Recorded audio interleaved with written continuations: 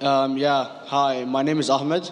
I come from the glorious country of Iraq, and I'm a born Muslim. My problem is that I practiced Islam when I was. Brother, first we request questions from the non-Muslims. Once all the questions from non-Muslims are over, inshallah, we'll give you a chance. Yeah, but I'm telling you my problem only. It's. But you said you're Ahmed and you're a born Muslim. I am born Muslim. But now are you a Muslim or not? I'm agnostic. Oh, so now you have left the religion of Islam. Yeah, I'm confused. Okay, fine. If you have left the religion of Islam, you can ask the question, brother. Okay. So my question is, how come I don't have the faith that you and the other Muslims have and some of my friends, even though I practiced Islam a lot and I even did Umrah, but I still do most of the sins that are forbidden in Islam, and I sometimes am lazy to do the prayer and the other subjects we have to do in Islam.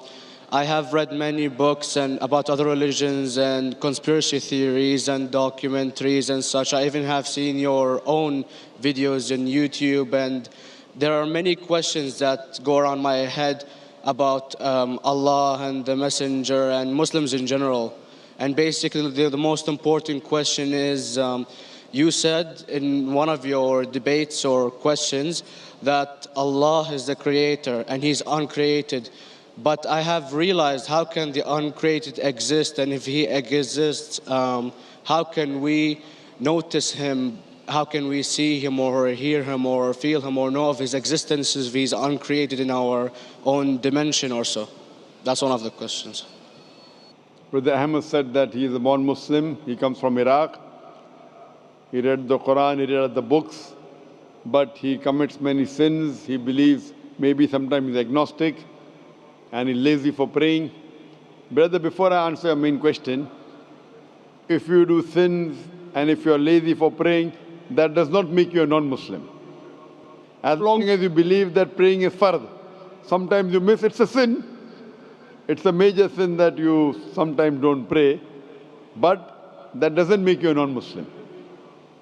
If you say praying is not required, then you're doing kufr. But if sometimes you do sin, sometimes minor sin, sometimes major sin, it is haram, it's forbidden, but that does not throw you outside the fold of Islam. There are sometimes waswasa of the shaitan asking you, you're a Muslim, but this is wrong in Islam, this is wrong. And it does deviate the person's mind. At that time, maybe your iman may be low. But these things should not make you consider that you're non-Muslim.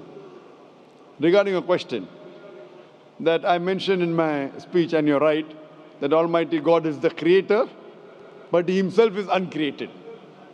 You ask the question, how can the uncreated, how can we see the uncreated, and how it's possible?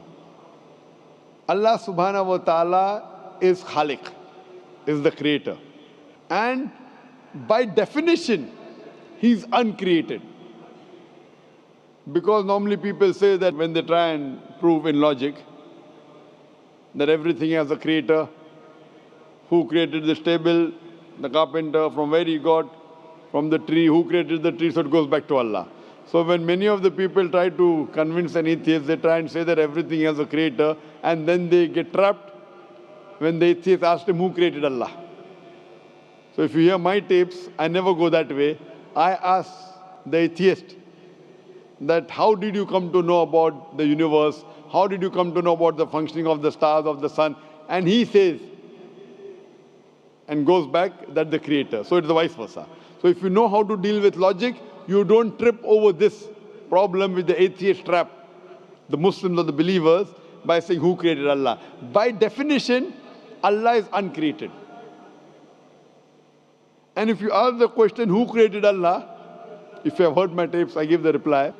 That suppose a person comes and says that my brother John. Yeah, I know, I saw that, I heard that's funny, but I mean, how does He exist if He's uncreated? Not that is Allah. Yeah. That's the difference between you and Allah. How does He exist means He was existing. He doesn't have a beginning. You and I have a beginning, that's human being. So that's the difference between us and Allah. You can't say that Allah has to be like us. If Allah is like you and me, why should we worship Him? I see, but have you heard of the phenomenon, the Big Brother, used by various orders and political agendas to control the people and such by implementing it into multiple gods, and then later on it became a monotheistic religions all over the world to make it easier for Big the Brother, people to... sorry, I've never heard of the religion Big Brother. It's not a religion. It's like a theory, an idea, basically. For What does it say? Yes? What does this idea say? What does it say? Is that when you have a big brother, it's easier for you to live life. When you have someone watching you the whole time, understanding you the whole time, protecting you the whole time, being with you the whole time, and you can talk to him, although he never talks to you back, maybe in your dreams, due to your mind and such, it's easier for you to live. While a human who does not have a big brother and is not easily controlled into doing so and is having complete freedom is a danger for the major ruling powers and such. What does this say? I don't understand. Big Brother may be there, Big Brother may not be there. What does it have to do with Islam and God?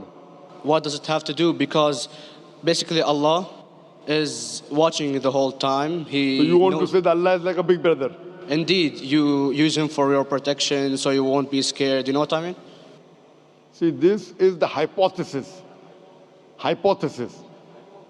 If you have heard, how do I convince an atheist? If you have heard my answer, that you said that you're agnostic, you're atheist. Yeah. So first thing I do to an atheist is I congratulate him. What? I congratulate him. Have you heard my answer of atheist?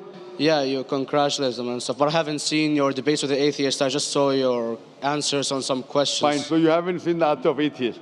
No, but I've seen your debate with David William Campbell. And that's William Campbell is not an atheist. Yeah, yeah. Now, when an atheist tells me he does not believe in God like your theory of Big Brother, yeah, and if you believe in that theory, I will ask you, first thing I do to the atheist, I congratulate him. You know why? Yeah, because they think and they don't follow what their parent does and such stuff like that. No. I congratulate him because he is not doing blind belief. The other people are doing blind belief. He is a Christian because father is a Christian. He is a Hindu because father is a Hindu. Most of the Muslims are Muslim because father is a Muslim. He is thinking. He says there is no God. He has said the first part of the Islamic Shahada, La ilaha. The reason I congratulate him is because he has said the first part of the Islamic Shahada, Islamic creed, La ilaha. The only thing I have to do is illallah, which I shall do inshallah. So if you have heard my answer, an atheist becomes an atheist because he believes in science, he believes in logic. Or I ask him that if an equipment is bought in front of him, which no one in the world has ever seen, and if the question is asked, that who will be the first person who will be able to tell you the mechanism of this new equipment? What is the answer? Of course, he's going to tell you the producer or the maker of this equipment. Creator, producer, maker. So when we ask him questions that how did this universe come into existence, he will talk about the Big Bang. This what we're going to talk is already mentioned in the Quran 1400 years ago in Surah Anbiya chapter number 21 verse number 30. Avalam yaral lazina kafaru anna samawati wal arda kanat ratkum fataknahuma. Do not the unbelievers see that the heavens and the earth were joined together and we clove them asunder. This what you came to know 50 years back is mentioned in the Quran 1400 years ago. Who could have mentioned that? Well, in various civilizations in like 2000 or 5000 BC before Islam came or Christianity itself, there was various civilizations that are good in astronomy and they know more about our solar system than we do now, sadly. Brother, your knowledge of science is little, not in-depth. I do agree. There are certain things which were known as hypotheses. For example, we came to know, we were proved that the earth was spherical in 1577. I know that in 6th century BC, there were Pythagoreans who believed that the earth was spherical. But the same Pythagoreans who believed the earth was spherical also believed that the earth was the center of the universe, which is wrong.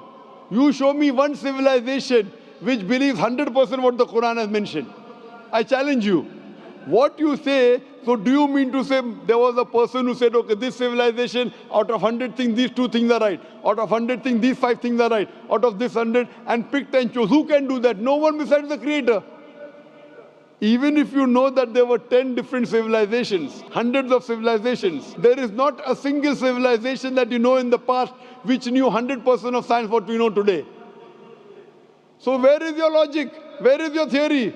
I do know that certain things were hypotheses, which were proved later on. But there is not a single civilization which knows everything what is mentioned in the Quran. So the answer goes back to the original question, who could have collected this in the Quran? Someone 1400 years back, could he do and say, okay, out of these 100 things, these 3 are right, out of these 100 things, these 2 are right, out of this, it's not possible. Mathematically, it's not possible. Well, you never gave the idea of extraterrestrials or so. I mean, knowledge is power. And brother, I'm asking a simple question. We are not come here to have a debate. Yeah. I'm asking you a question. Point out a single civilization. You're asking something else. Yeah. We are not here to discuss. You can come in the room and discuss. You ask a question, I'm giving you the answer. You gave about old civilization. I told you you're right. But out of 100 things, 98 they were wrong. So I'm asking you, who could have mentioned this in the Quran? You're talking something else now. Yeah, well, I'm asking a simple question, 2 plus 2 equals how much? You are saying, I'm telling you 3 multiplied by 3 is how much? I'm asking a name, you're telling that where do you live? I'm asking a simple question, name me a single civilization which has everything what was mentioned in the Quran. Do you know of any or not? Yes or no? Well, not everything, of course. Even not 10%? Why? Babylon knows of most of the planets and such. Planet is not the only thing mentioned in the Quran. There are 1,000 things mentioned in the Quran. To say what 1,000 things are mentioned in the Quran, 10% would be equal to 100 things. Did Babylonian civilization knew about 100 things mentioned in the Quran? No, because they don't have the IQ. They knew 5 or 6 things. In percentage-wise, very small. So, of course. Who can be the author of the Quran besides the creator to know what is right, what is wrong? Today, science has established the hypothesis mentioned by Babylonian so many centuries back is today proven. So these were hypotheses in the past, which out of them many have been rejected, some have been accepted. So to collect all which is 100% correct has to be from the creator and no one else. Hope that answers the question. Yeah.